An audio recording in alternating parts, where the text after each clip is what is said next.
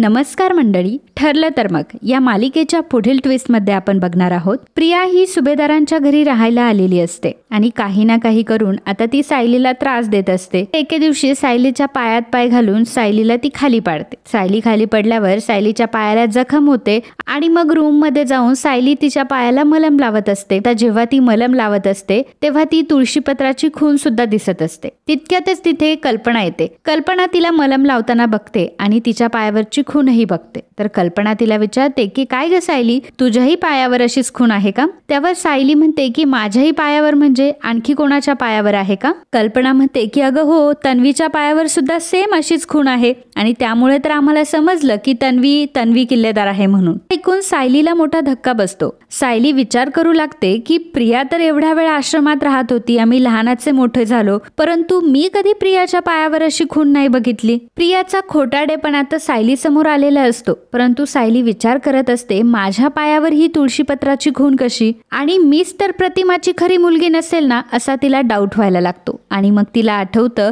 की तरी तिला लहानपणापासून इथे आपण राहिलोय, लहानपणापासून सुभेदारांची फॅमिली आपल्याला एवढी जवळची का वाटते आणि इथल्या अंगणात सुद्धा तिला लहानपणाचे भास होत असतात. हे का बरं होतं हे तिला आता समजलेलं असतं. आणि मग तिला कळतं की हे फक्त माझे भास नाही तर ही एक घडलेली कहाणी आहे. तर पूर्ण आजी सारखी घरात म्हटलेली असते की तन्वीचा आणि तर तिला आठवतं की पूर्ण आजीने एकदा सांगितलं होतं की तन्वीच्या बाबांचा आणि आईचा म्हणजे प्रतिमाचा आणि रविराजचा ऍक्सिडेंट झाला होता आणि ही तीच जागा आहे जी आश्रमापासून काहीतरी दूर अंतरावर आहे. आणि ज्या दिवशी ह्यांचा ऍक्सिडेंट झाला त्याच दिवशी तर मी बधूभाऊंना सापडले होते. सायलीला आता सगळं दृश्य समोर आलेलं असतं आणि सायलीला कळतं की प्रिया फक्त नाटक करतीये, खरी तन्वी तर मी आहे. सायलीला असं वाटतं की सगळ्यात पहिल्यांदा आपण ही गोष्ट अर्जुन सरांना आणि सायलीला असं वाटतं की सगळ्यात पहिल्यांदा आपण ही गोष्ट कल्पनाला आणि अर्जुनला सांगायला पाहिजे. अर्जुन सरांचा आणि आईंचा माझ्यावर विश्वास आहे, परंतु डायरेक्ट मी सुभेदारांना हे सत्य सांगायला निघाले तर मात्र माझ्यावर कोणीही विश्वास ठेवणार नाही.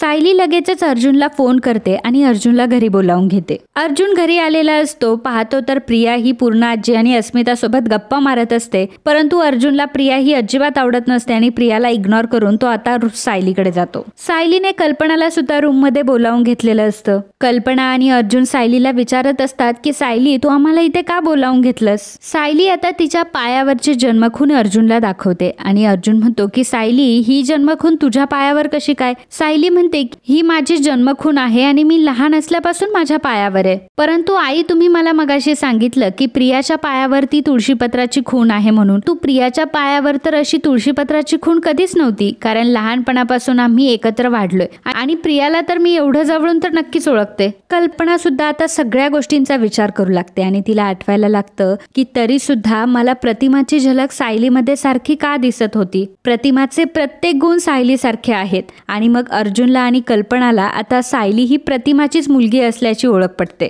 अर्जुनला आता प्रियाचा प्रचंड राग आलेला असतो आणि तो तसाच खाली जाणार असतो आणि प्रियाच्या 2 कानाखाली लावणार असतो. परंतु त्याच वेळी तो थांबतो आणि विचार करतो की ज्या सिनियरने ह्या मुलीमुळे माझ्यासोबतचे सगळे संबंध तोडून टाकले, तर आता त्याच्या मुलीचा खुलासा सुद्धा त्याच्या समोरच व्हायला पाहिजे. अर्जुन आता कसलाही विचार न करता रविराजला कॉल करतो आणि रविराजला म्हणतो की तुम्हाला तुमच्या वकील बुद्धीवर खूप भरोसा आहे ना, तुमच्या मुलीवर सुद्धा तुम्हाला प्रचंड विश्वास आहे, तर मला असं वाटतं की तुम्ही आत्ताच्या आत्ता सुभेदारांच्या घरी यावं. मला तुमच्यासोबत खूप महत्वाची गोष्ट बोलायची. त्या रविराजलाही समजत नाही की अर्जुनने मला असं अचानक का बोलावून घेतलं असेल. रविराज आता सुभेदारांच्या घरी आलेला असतो. रविराजला तिथे बघून प्रिया विचारते की बाबा, तुम्ही इथे कसे काय आला? तितक्यातच अर्जुन आणि सायली आणि कल्पना तिघेही आता खाली आलेले असतात आणि अर्जुन प्रियाला सांगतो की त्यांना मी बोलावलंय. पूर्णाजी विचारते की अर्जुन, पण तू रविराजांना इथे का बोलवलंय? तेव्हा अर्जुन म्हणतो की कळेल, आता सगळ्यांना सत्य समजेल. प्रिया मात्र प्रचंड घाबरलेली असते. तिला कळतच नसतं की नक्की काय झालंय. हे तिघेही खूप रागवलेले आहे आणि यांनी अचानक रविराजला का बोलावून घेतलं असेल. प्रिया अर्जुनला विचारत असते की अर्जुन, काय झालंय? तू बाबांना इथे का बोलवलंय? तेव्हा अर्जुन प्रियाला म्हणतो की तू शांत बस आणि तुझं तोंड बंद कर. पूर्ण आजी अर्जुनला म्हणत असते की अर्जुन, मला माहितीये की तन्वी तुला आवडत नाही, तुझी बायको आल्यामुळे तू तिच्याशी बोलतही नाही, परंतु तू हे विसरू नकोस की ती माझी नात आहे. आहे. ही तन्वी सोबत बोलण्याची ही कुठलीही पद्धत नाहीये. अर्जुन म्हणतो की कोण तन्वी? ही तन्वी? अगं पूर्ण आजी, ही तन्वी नाहीच आहे आणि आतापर्यंत आपल्याला ही फक्त फसवत आलीये. हे ऐकल्यावर आता प्रिया मात्र खूप घाबरते. प्रिया आता घाबरलेली असते आणि सावरासावर करायला लागते आणि अर्जुनला म्हणत असते की अर्जुन, काय झालंय तुला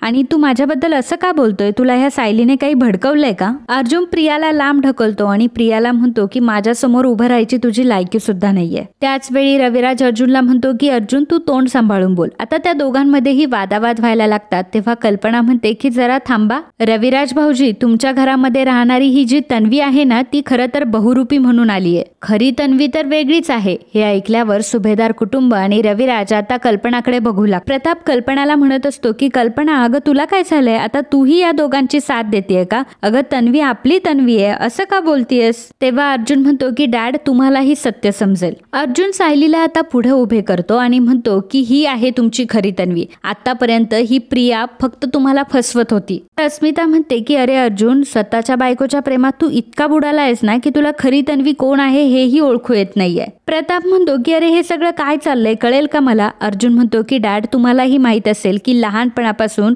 तन्वीच्या पायावर तुळशीपत्राची खून होती आणि ती तुळशीपत्राची खून सायलीच्या पायावर देखील आहे. हे ऐकल्यावर आता प्रिया मात्र चांगलीच घाबरलेली असते. प्रिया आता चांगलीच फसलेली असते आणि प्रियाला आता पळून जाण्याचा एकही चान्स नसतो. कारण जर प्रियाने सुभेदार कुटुंबाला आणि रविराजला जर सत्य सांगितलं तर ते लोक तिला जेलमध्ये टाकतील आणि दुसरं म्हणजे तिने जर नागराज आणि मैपतचं नाव घेतलं तर नागराज आणि मैपत तिला जेलमध्ये टाकतील. त्यामुळे आता प्रियाला इकडे आड तिकडे विहीर अशी परिस्थिती निर्माण झालेली असते. दोन्ही दगडांवर पाय ठेवत आता प्रिया पूर्ण फसलेली असते. तर सायली आता तिच्या पायावर असलेली तुळशीपत्राची खून सर्वांना दाखवते. सर्वजण चकित झालेले असतात आणि मग सर्वांना आठवायला लागतं की सायलीमध्ये असलेले प्रत्येक गुण हे प्रतिमाशी मिळते जुळते आहेत. सायली म्हणजे प्रतिमाचं दुसरंच रूप आहे. रविराज सुद्धा आता या गोष्टीमध्ये पुढाकार घेतो. तर आता पूर्ण आजी येते आणि प्रियाच्या सनकन कानाखाली लावते. पूर्ण आजी प्रियाला विचारत असते की कोण आहेस तू आणि कुठून आली आहेस? तर आता प्रिया रडायला लागते आणि सायली समोर येते आणि प्रियाला म्हणत असते, प्रिया अगं तू इतक्या खालच्या पातळीला उतरशील असं मला कधीच वाटलं नव्हतं. अगं तुला कळतंय का तू काय केलंयस ते?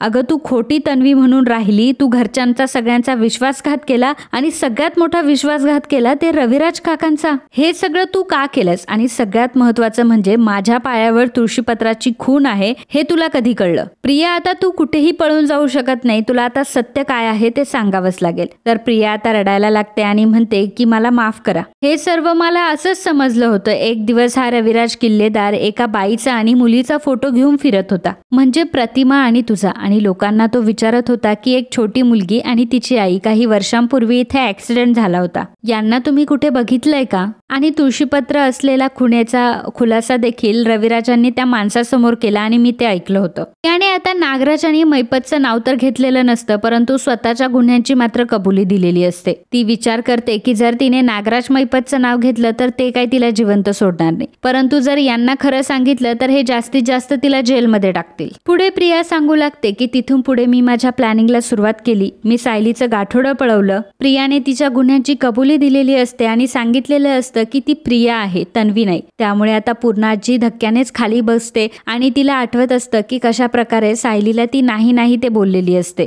सायलीला पूर्ण आजीने किती त्रास दिलेला असतो हे सगळं तिला आठवत असतं. पूर्ण आजी आता सायलीची माफी मागत असते आणि सायलीला ती म्हणते की बाळा मला माफ कर. खरं तर माझ्या प्रतिमेची मुलगी माझ्या डोळ्यासमोर असून सुद्धा मला कधी दिसली नाही. अस्मिता सुद्धा आता सायलीची माफी मागते आणि सायलीची माफी मागत ती सायलीला म्हणत असते की खरं तर तन्वीचं अर्जुन सोबत लग्न व्हावं असं मला वाटत होतं आणि तुझं लग्न झालं, परंतु तूच खरी तन्वी आहेस म्हटल्यावर माझा आता तुझ्यावर कुठलाही राग नाही आणि आय एम सॉरी की मी तुला खूप त्रास दिला. रविराज मात्र अजूनही धक्क्यात असतो. त्याला काय बोलावं हेच कळत नसतं. तर मित्रांनो, हा ट्विस्ट तुम्हाला कसा वाटला हे आम्हाला कमेंटद्वारे नक्की कळवा आणि व्हिडिओ आवडला असेल तर व्हिडिओला लाईक आणि कमेंट करायला अजिबात विसरू नका. धन्यवाद.